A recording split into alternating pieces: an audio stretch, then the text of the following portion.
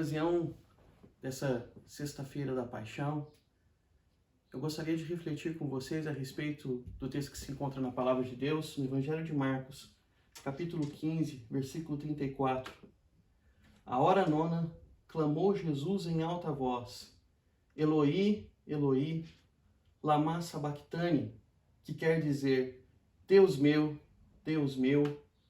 por que me desamparaste? Em certa ocasião, o famoso expositor da Bíblia, R.C. Sproul, compartilhava a mensagem do Evangelho em uma universidade aqui nos Estados Unidos, e quando expunha a respeito da cruz de Cristo Jesus e do que ela representa, foi interrompido por um estudante que disse que essa era a mensagem mais rude e mais obscena que ele já havia ouvido em toda a sua vida. A resposta de R.C. Sproul para a interrupção foi bastante surpreendente.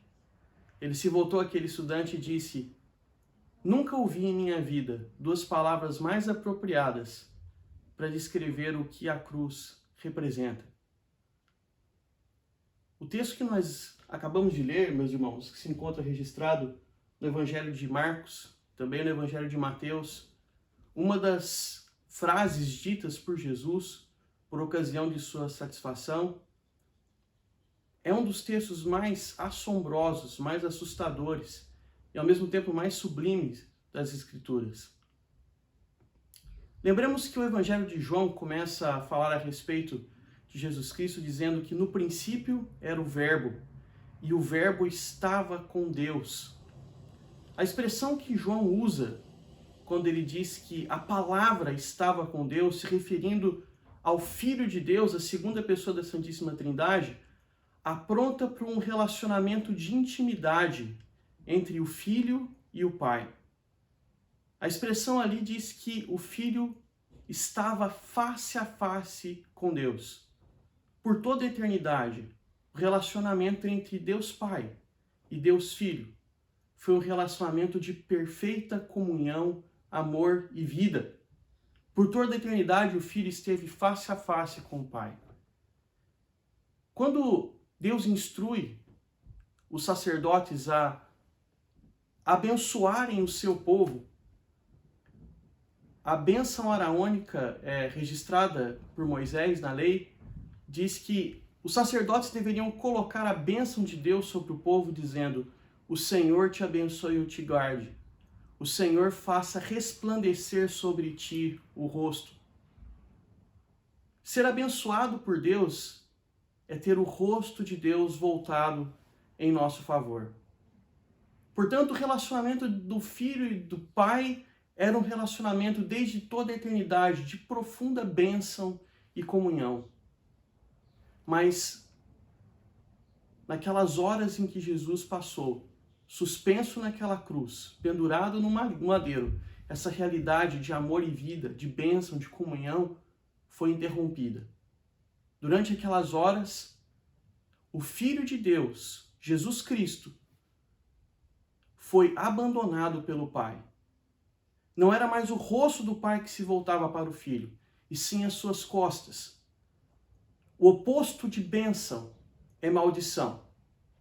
E a palavra de Deus diz que é maldito todo aquele que é pendurado em madeiro. A morte de Cristo, meus irmãos, inclusive o método por meio do qual Jesus foi assassinado, não foi obra do acaso. Jesus deliberadamente se entregou para ser morto por meio do mais cruel, mais tenebroso, mais terrível meio de execução que o ser humano já inventou em toda a história. Jesus foi pregado no madeiro porque era necessário que o nosso Salvador não apenas morresse em lugar do seu povo, mas morresse uma morte maldita. E no momento em que Cristo foi preso naquela cruz, ele foi feito maldição em nosso lugar.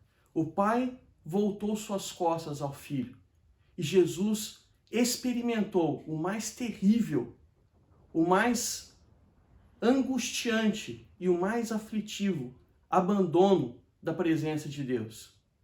Ele se fez maldito em nosso lugar. Jesus não apenas, naquele momento ali, recita o Salmo 22, como se estivesse fazendo um esforço de se lembrar das Escrituras, mas a profecia anunciada por Davi se cumpre naquele momento. Assim como se cumpre a profecia de Isaías a respeito do servo do Senhor. O oráculo mais sublime das profecias do servo do Senhor diz que pelas pisaduras dele nós somos sarados. O castigo que nos traz a paz estava sobre ele. Ele foi feito aflito de Deus, o mais sofrido dentre todos os homens, mas o castigo que nos traz a paz estava sobre ele.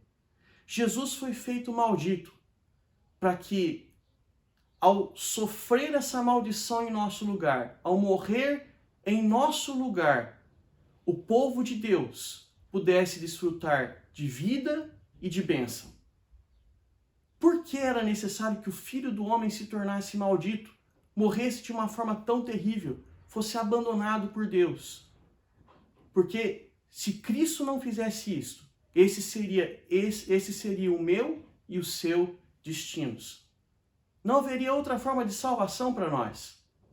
É o pecado que torna eu e você alienados da presença de Deus. O pecado demanda morte e maldição.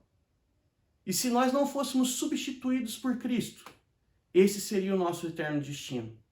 Ao subir naquela cruz, Jesus abriu um caminho de reconciliação entre nós e Deus.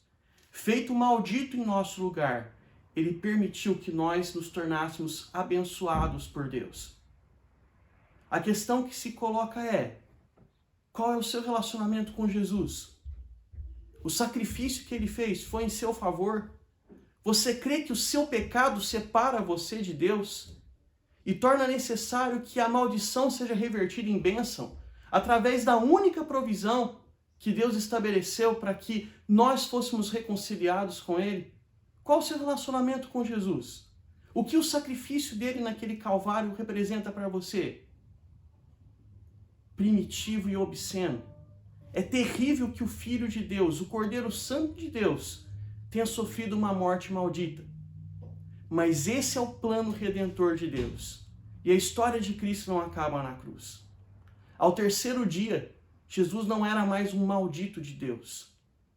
Ele era o Filho de Deus que triunfou sobre a morte, saiu do sepulcro, trazendo vida em nova criação a essa realidade caída em pecado, restaurando todas as coisas e tornando essa restauração também possível para você e para mim. Se você já se sentiu sozinho, se você já se sentiu alienado de Deus, saiba que foi exatamente isso que o Filho experimentou naquela cruz. Mas ele não permaneceu lá. Ele ressuscitou para que aqueles que creiam nele também tenham vida e tenham vida abundante.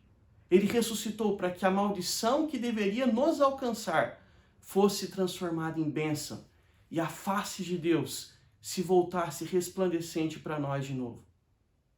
A questão que eu mais uma vez apresento a você, essa mensagem alcança você, essa mensagem transforma a sua vida, eu espero que você reflita nela nessa Páscoa e que você se aproprie da salvação que há em o nome de Cristo Jesus, o nosso eterno e bendito Salvador. Que Deus abençoe você nessa Páscoa.